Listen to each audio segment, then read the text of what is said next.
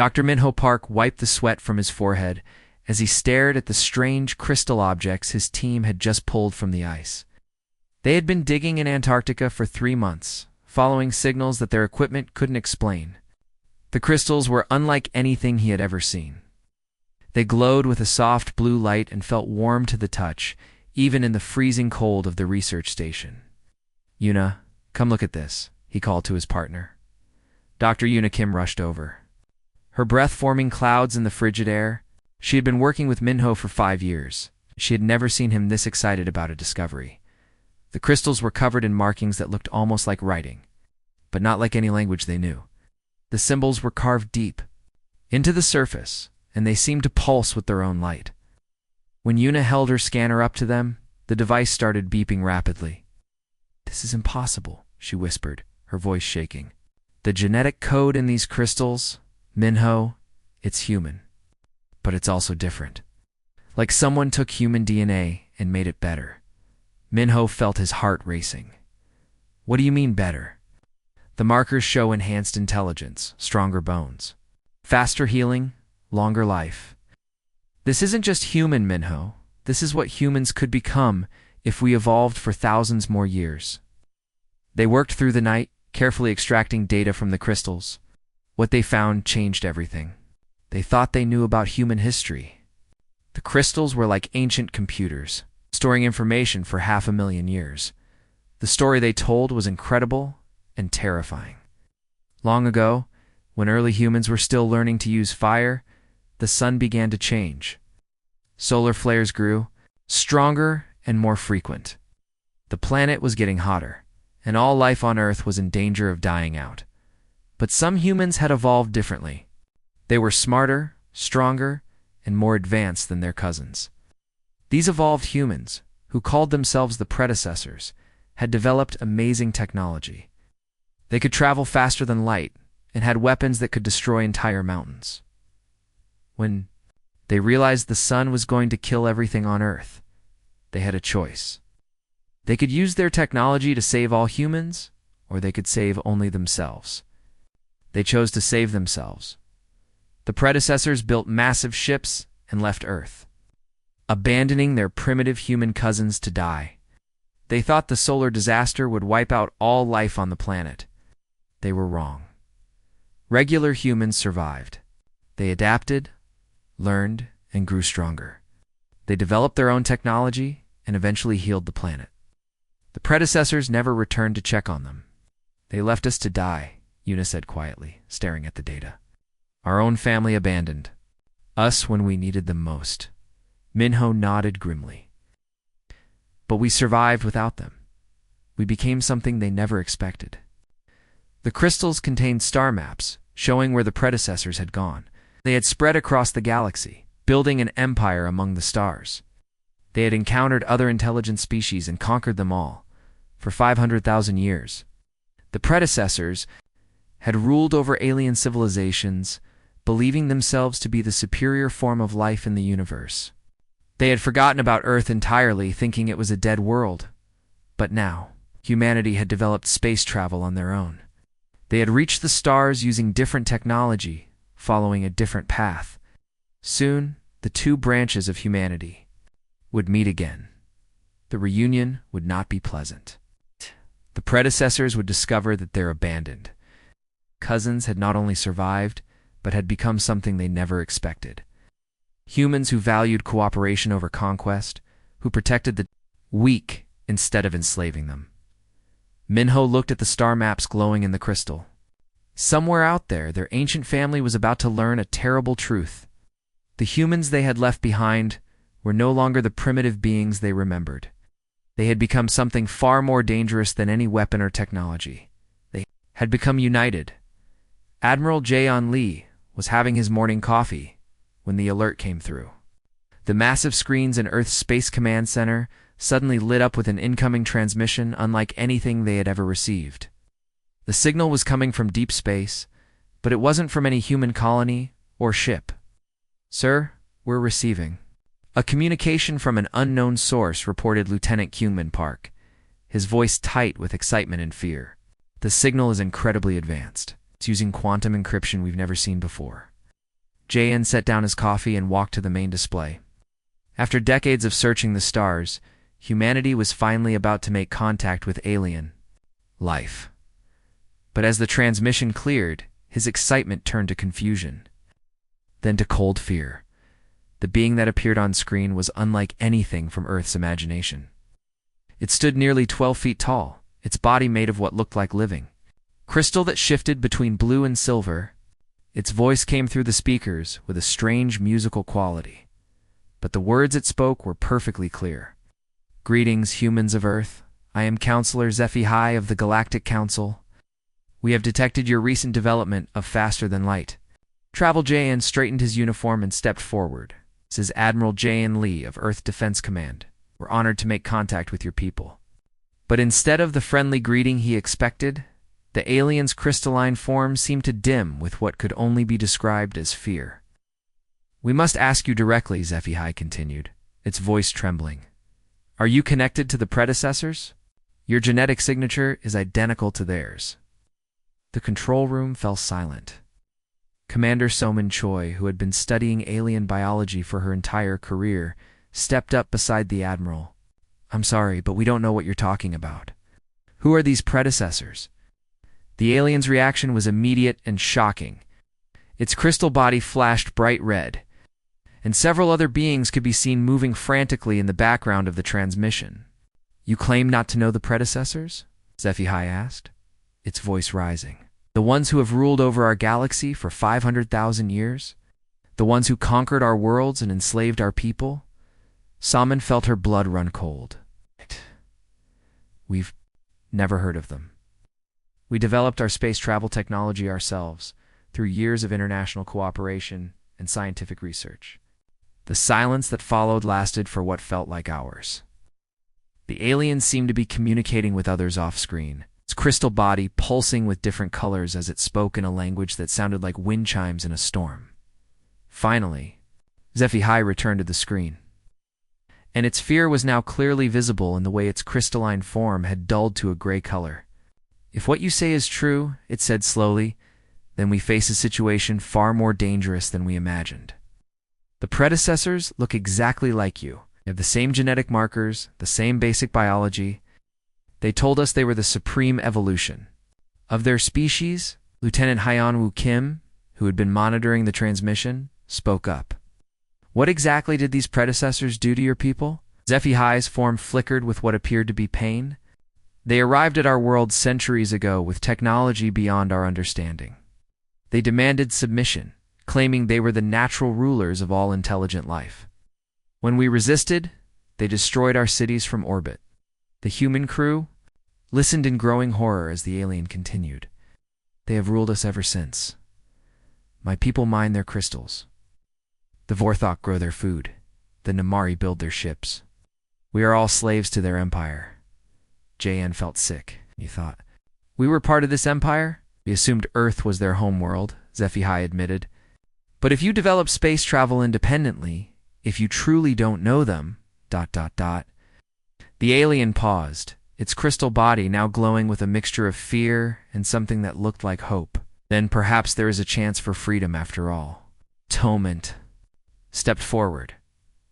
"Tell us everything about these predecessors. If they're really human, we need to understand what we're dealing with." The alien's response would change everything humanity thought they knew about their place in the universe. "Captain." Hoon-woo Nam adjusted his ship's stealth systems as he approached the outer edge of predecessor space. His vessel, the Silent Arrow, was humanity's most advanced reconnaissance craft, designed to slip through enemy territory without being detected. But nothing could have prepared him for what he was about to discover. The first world he observed was called Kepler 438b, according to their star charts. From a distance, it looked like a normal planet with blue oceans and green continents. But as Hoon-woo flew closer, the horrible truth became clear. The entire planet had been turned into a massive mining operation. Where cities should have been, there were only enormous machines digging into the ground. Tall, insect-like aliens worked in long lines, carrying heavy containers of ore under the watchful eyes of human guards. "My God," whispered Dr. Yoonjin, SEO. the mission's anthropologist as she studied the images. Those humans down there. They look just like us, but something's different about them. Hyun-woo zoomed in with the ship's cameras. The human overseers were taller than normal humans, with perfect features and movements that seemed to precise. They wore advanced armor that gleamed in the alien sun, and they carried weapons that hummed with energy. They're enhanced, Yunjin realized. It's genetically modified to be stronger, faster, smarter. They've turned themselves into a master race. The alien workers below looked exhausted and afraid.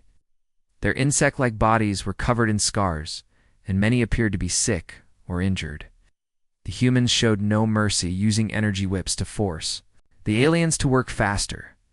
As they moved to the next world, the pattern became clear. Every planet in predecessor space had been transformed into a resource extraction facility. The aliens, who had once lived freely on these worlds, were now nothing more than slaves.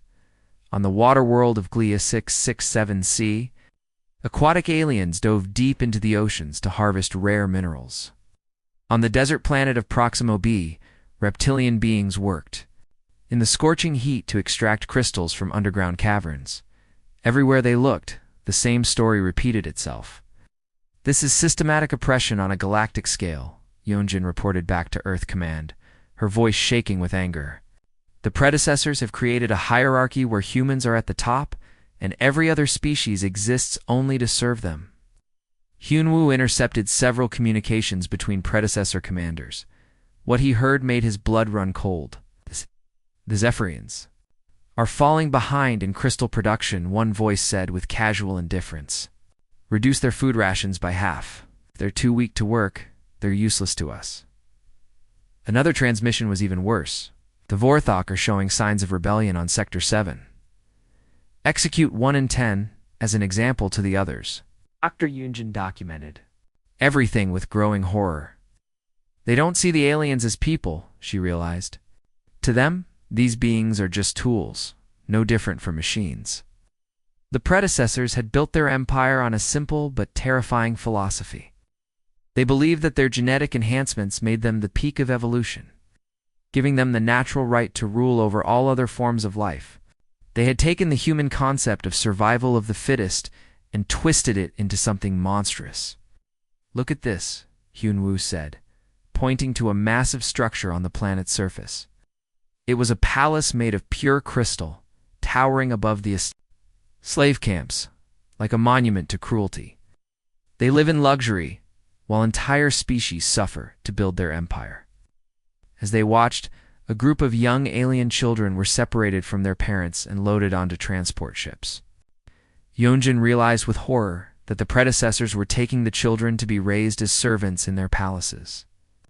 They're destroying families, she whispered. They're erasing entire cultures. The most disturbing discovery came when they intercepted a predecessor educational broadcast. It was designed to teach young predecessors about their place in the universe. You are the chosen ones, the narrator said, in a voice that was unmistakably human. Evolution has perfected you too. Rule over the lesser species. It is your duty to guide them, control them, and use them for the greater good of the galaxy.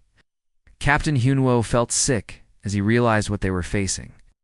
These weren't just conquerors or tyrants. The predecessors genuinely believed they were doing the right thing. They had convinced themselves that enslaving other species was not only justified but necessary. We need to get this information back to Earth immediately, he told his crew. Our people need to know what we're up against. The warning sirens began blaring across Earth's space stations at exactly 14:32 GMT. Captain Sung-ho Kim was drinking tea in the observation deck of Luna Station when the massive shadows began to block out the stars. He dropped his cup, watching in stunned silence as enormous ships materialized from the darkness of space. These weren't like any human vessels he had ever seen. They were massive, sleek predators made of black metal that seemed to absorb light itself. Each ship was at least 3 times larger than Earth's biggest battleships, and they moved through space with an eerie silence that made them even more terrifying. All stations, this is Earth Defense Command, came the urgent voice over the communications system. Unknown vessels have entered our solar system. All military personnel report to battle stations immediately. On Earth, President Sun Jin-kong was rushed from his office to the underground command center beneath the United Nations building. The massive screens showed the alien fleet positioning itself in perfect formation around Earth's orbital platforms. There were 12 ships in total, each one bristling with weapons that Earth scientists couldn't even identify. "Sir, we're receiving a transmission," reported Admiral Minukli, his face pale with worry. "They're requesting to speak with Earth's leadership." President Kang straightened his tie and walked to the center of the command room. "Put them through." A hologram that appeared before them was almost human, but something was deeply wrong about it. The figure was tall and perfectly proportioned, with features that looked like they had been carved from marble. Its skin was too pale, its movements too precise, and its eyes held a coldness that made everyone in the room shiver. "I am Overlord Tae-yun of the First Bloodline," the figure announced, its voice carrying an authority that seemed to echo through the very air. "We are the predecessors, your evolutionary superiors. We have returned to claim what is rightfully ours." Dr. Gi-won Park, Earth's most experienced diplomat, stepped forward. She had negotiated peace treaties and trade agreements with dozens of nations, but nothing had prepared her for this moment. "We welcome you to our solar system," she said carefully, "but we are not property to be claimed. We are free people who have built our civilization through cooperation and mutual respect." The Overlord's response was a sound that might have been laughter, but it was cold and sharp like breaking glass. "Cooperation, mutual respect. You speak of the very weaknesses that should have died with your primitive ancestors." President Kang felt his jaw tighten. "Those aren't weaknesses. They're the foundations of our society. We've ended wars, cured diseases, and reached the stars because we learned to work together." "You reached the stars?" The Overlord's eyes flashed with something that might have been amusement. "You crawled into space using crude rockets and primitive technology. We mastered faster-than-light travel while your ancestors were still learning to make fire." The hologram began to walk around the room, its movements unnaturally smooth. "For 500,000 years, we have ruled over 1,000 worlds. We have perfected ourselves through genetic enhancement and technological advancement. We are what humanity was meant to become." "You're what humanity could have become," Dr. Park corrected, her voice steady despite her fear. "But we chose a different path. We chose to value all life, to protect the vulnerable, to find strength in diversity." The Overlord stopped walking and stared directly at her. "You chose weakness. You chose to remain inferior when you could have evolved. This is why we left you behind when the solar crisis threatened to destroy all life on Earth." The room fell silent. Everyone knew the story from the Antarctic crystals, but hearing it confirmed by one of the predecessors themselves was still shocking. "You abandoned us," President Kong said quietly. "You left your own species to die." "We left the weak to die," the Overlord replied without emotion. "We saved the strong. We saved the future. And now we have returned to complete what should have been finished long ago." The hologram gestured toward the screens, showing the predecessor fleet. "Your world will submit to our authority. Your people will be integrated into our empire. Will serve us as your genetic destiny intended." Admiral Lee stepped forward, "And if we refuse?" The Overlord's smile was like ice. "Then you will be swept aside like the dust you are. We have conquered species far more advanced than you. We have weapons that can crack planets and technology that can control minds. Your primitive ships and crude weapons cannot stand against us." President Kang looked around the room at the faces of Earth's leaders. He saw fear, but he also saw determination. Humanity had faced extinction before and survived. They had overcome wars, disasters, and countless challenges by standing together. "We need time to consider your offer," he said finally. "You have 24 hours, the Overlord replied. "After that, we will take what is ours by force." The hologram disappeared, leaving the command center in stunned silence. Outside, the predecessor fleet waited like sleeping giants, ready to destroy everything humanity had built. The 24 hours passed like a nightmare. In the United Earth's council chambers, President Sung Jin Kong stood before the largest gathering of human representatives in history. Every screen in the room showed delegates from Mars colonies, asteroid mining stations, and deep space research facilities. For the first time since humanity had reached the stars, they were truly united. The predecessors believe we are weak. Because we choose cooperation over conquest, President Kong began, his voice steady despite the massive enemy fleet hanging over their heads. They think our diversity makes us vulnerable, that our compassion makes us easy targets.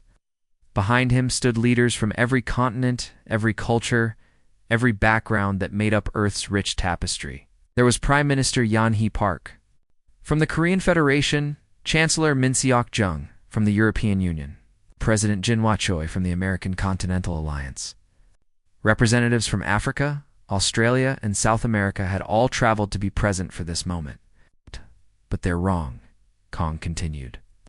Our strength doesn't come from genetic perfection or superior technology. It comes from our ability to stand together when everything seems lost. Commander Doyoung Kim watched the predecessor fleet through the tactical displays.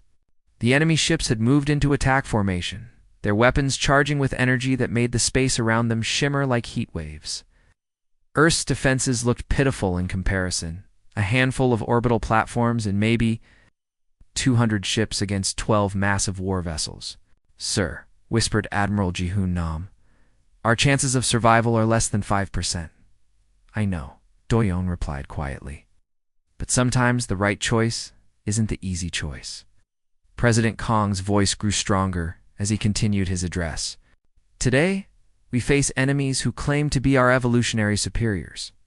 They demand our submission because they believe might makes right.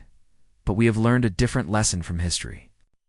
The images on the screens showed the diversity of humanity, children playing in the parks of New Seoul, scientists working together in the labs of Mars City, farmers growing food in the orbital gardens of Jupiter Station. This was what they were fighting for. "We learned that when we work together, we can overcome any challenge," Kong declared. "We ended global wars by choosing dialogue over violence. We saved our planet by choosing cooperation over competition. We reached the stars by sharing our knowledge instead of hoarding it." In the command center, the countdown timer showed 30 minutes until the predecessor deadline. The enemy fleet had been silent since yesterday, but their weapons were powering up. Everyone knew what was coming. "The predecessors offer us a choice," President Kang said, his voice now carrying to every human settlement in the solar system. "Submit to their rule or be destroyed. But there is a third option they haven't considered." He paused, looking directly into the camera that would carry his words to every corner of human space. "We reject their claim entirely.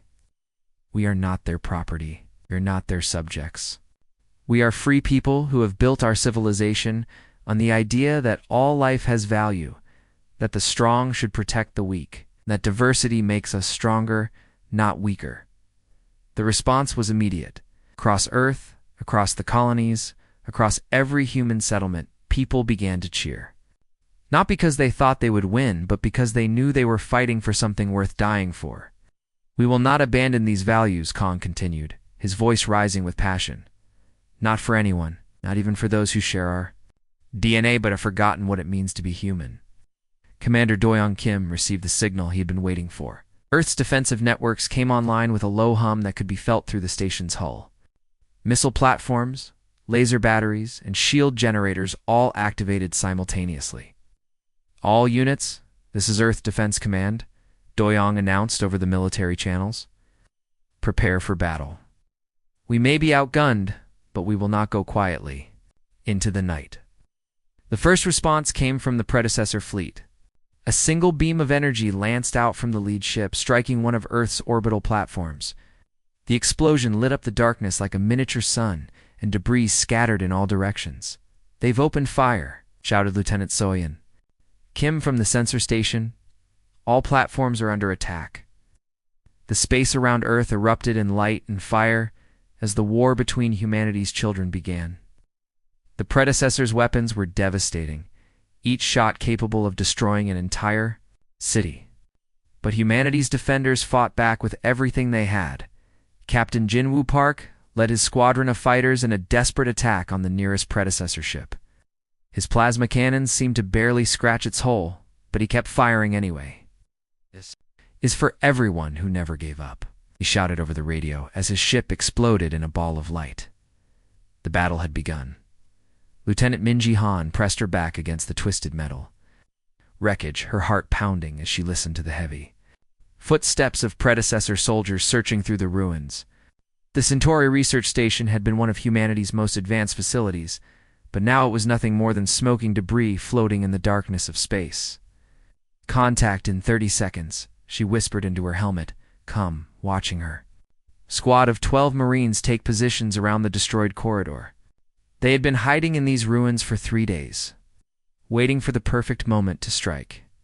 The predecessors had conquered the station in less than an hour, their advanced weapons tearing through the defenses like paper. But they made one crucial mistake. They assumed the battle was over just because they had won the initial fight. Remember, Minji continued, her voice barely audible, they're wearing full armor, but the joints are weak points. Neck, shoulders, and knees. One shot, then move. Don't try to be heroes." Through the debris, she could see the predecessor patrol approaching. There were 6 of them, each one 7 feet tall, and moving with the precise coordination of machines. Their armor gleamed with energy shields. Their weapons hummed with power that could vaporize a human in seconds. But Minji had learned something important over the past weeks of fighting. The predecessors were used to enemies who stood and fought in organized battles. They expected their opponents to meet them head-on with matching technology and superior numbers. They had never fought ghosts, she whispered. The attack lasted exactly 15 seconds. Her Marines struck from 6 different directions, using improvised weapons and captured predecessor equipment. They hit the weak points in the armor, disrupted the energy shields with electromagnetic pulses, and disappeared back into the wreckage before the enemy could react. When the smoke cleared, all 6 predecessor soldiers were down, and the human squad had already vanished into the maze of destroyed corridors. "Phoenix Base, this is Ghost Squad," Minji reported as they regrouped in a hidden section of the station. "Supply convoy neutralized. We're moving to the next target." 3 star systems away, Captain Ji-hoon Yoon was leading a similar operation. Against a predecessor mining facility, his ship, the Stinger, was a converted cargo vessel that looked like scrap metal, but had been modified with the latest stealth technology. "Remember, we're not trying to destroy the whole base," he told his crew as they approached the facility. "We hit their fuel depot, grab what supplies we can, and get out before they know what happened." The predecessors had built their facility on the assumption that no one would dare attack them. Their defenses were designed to stop massive fleets, not a single ship pretending to be space junk. Ji-hoon's team struck fast and hard. They used the facility's own loading equipment to steal fuel and weapons, planted explosive charges in the power core, and escaped before the predecessors could even sound the alarm. "This is the 14th successful raid this month," reported his weapons. "Officer, Corporal Hyun-woo Lee. The predecessors are starting to panic."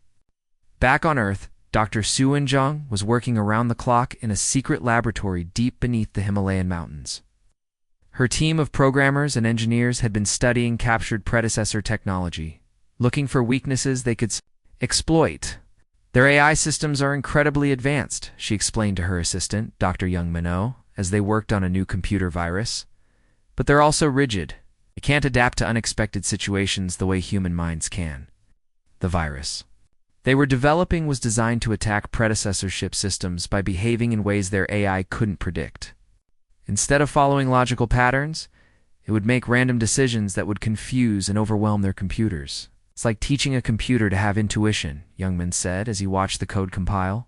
"The predecessors rely too much on their technology. They've forgotten how to think creatively." The guerrilla war was spreading across human space like wildfire.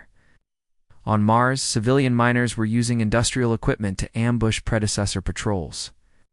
On Jupiter Station, engineers were sabotaging enemy supply lines by turning the station's own systems against them. Lieutenant Hound Kim, led a team of volunteers on Europa.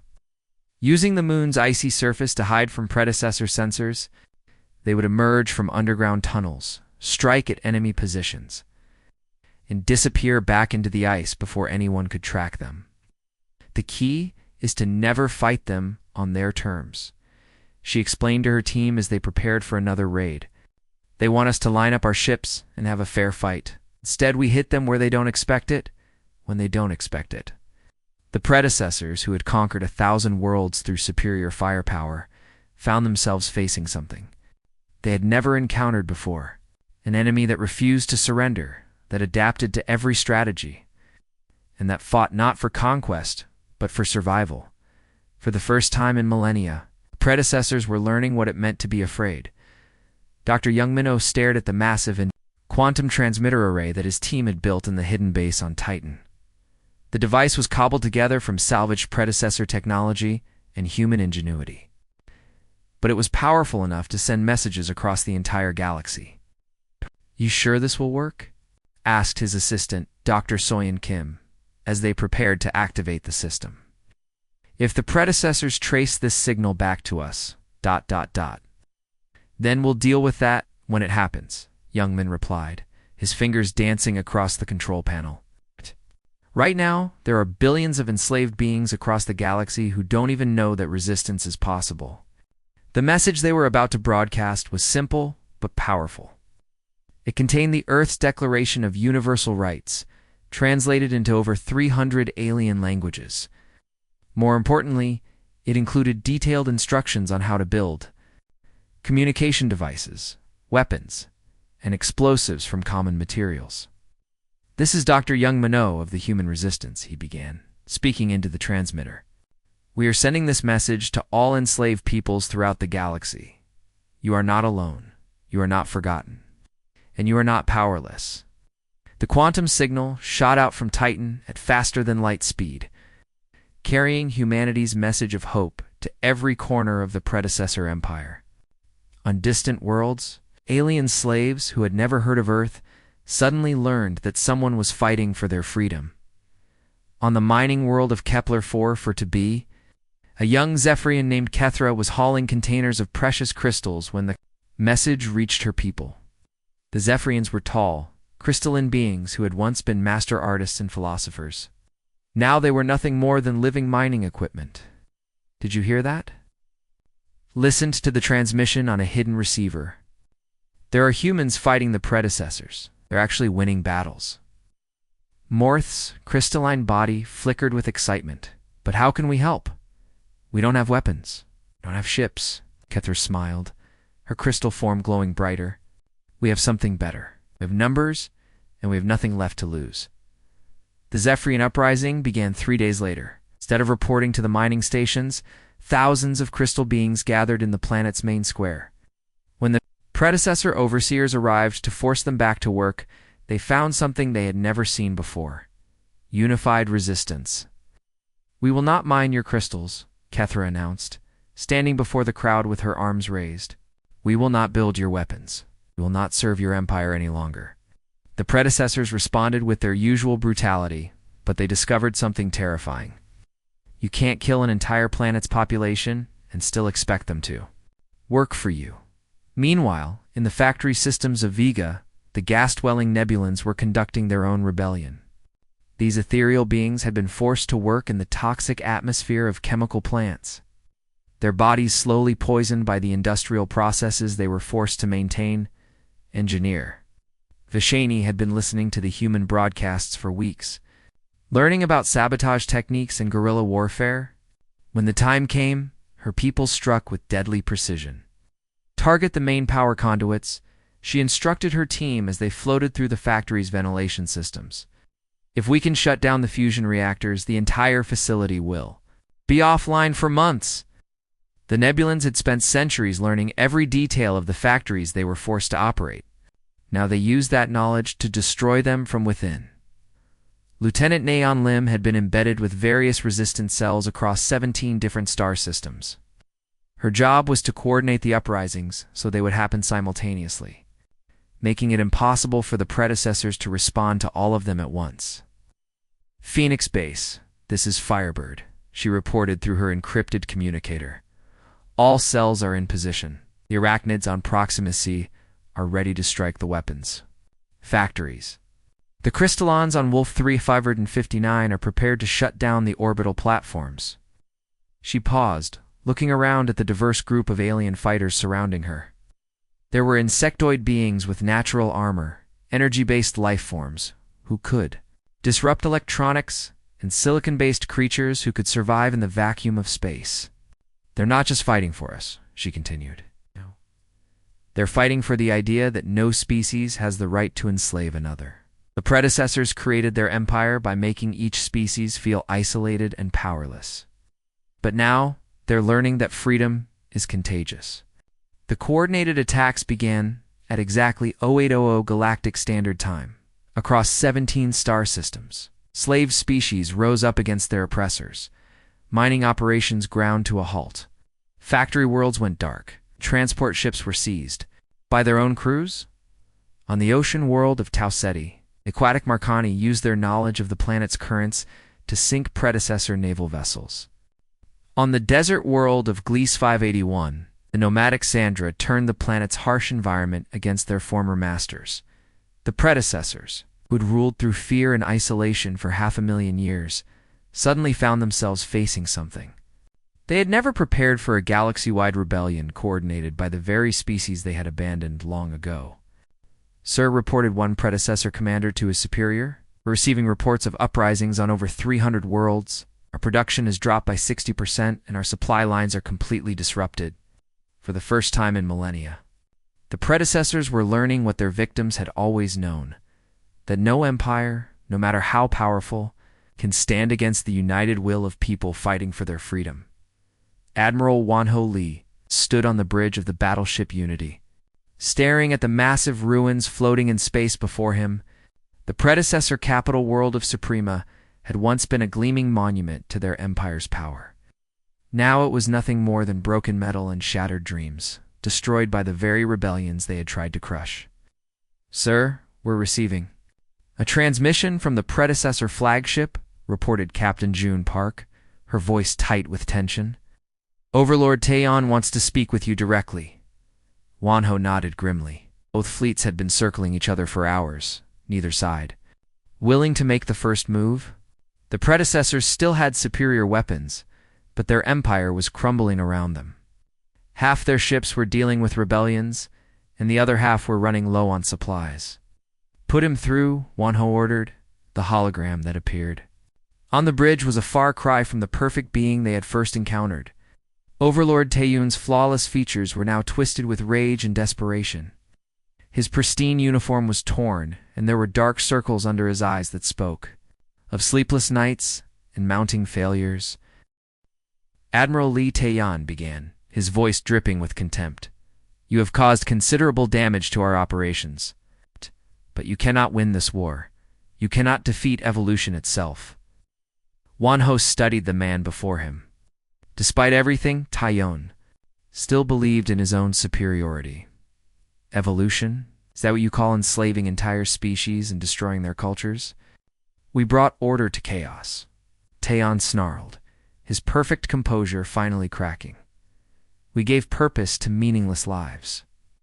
We are what humanity was meant to become: pure, superior, destined to rule over all lesser forms of life," replied calmly, his voice carrying the weight of absolute certainty. "You're what humanity could have become if we had chosen fear over hope, domination over cooperation.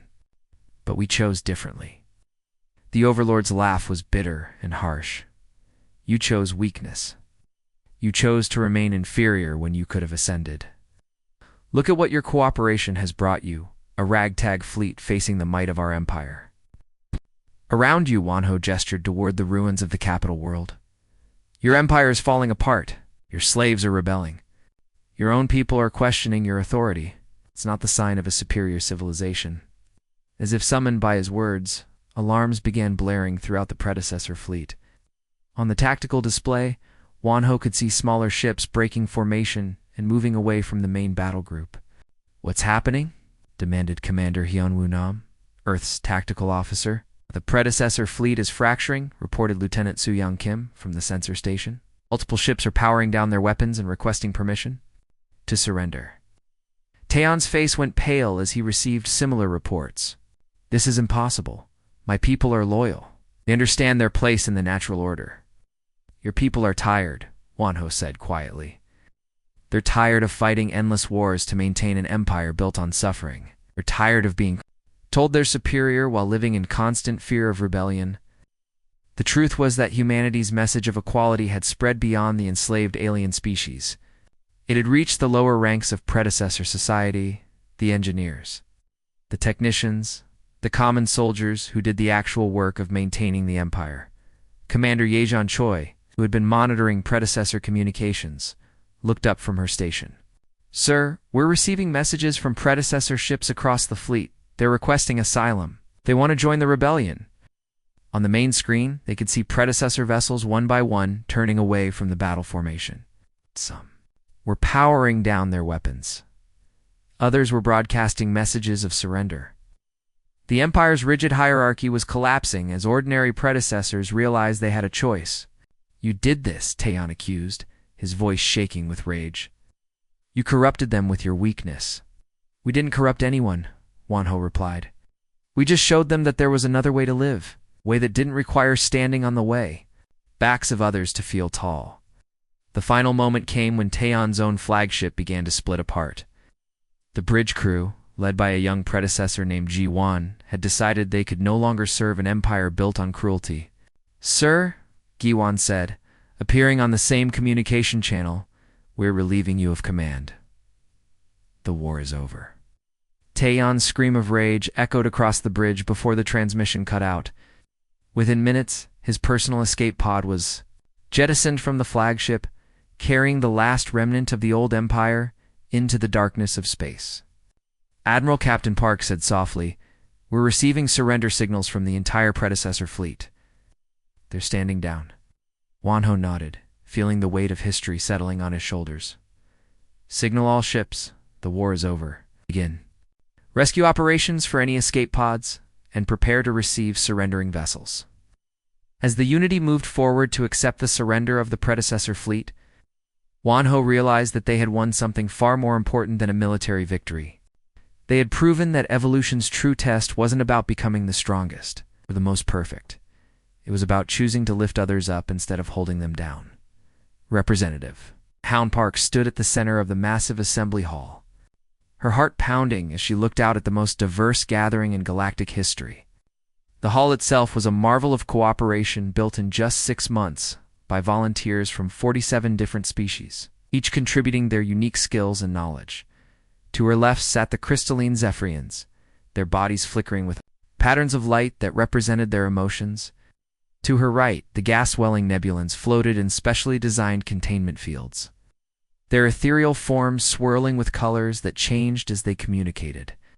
Behind them, the insectoid arachnids clicked their mandibles in what she had learned was their way of showing approval.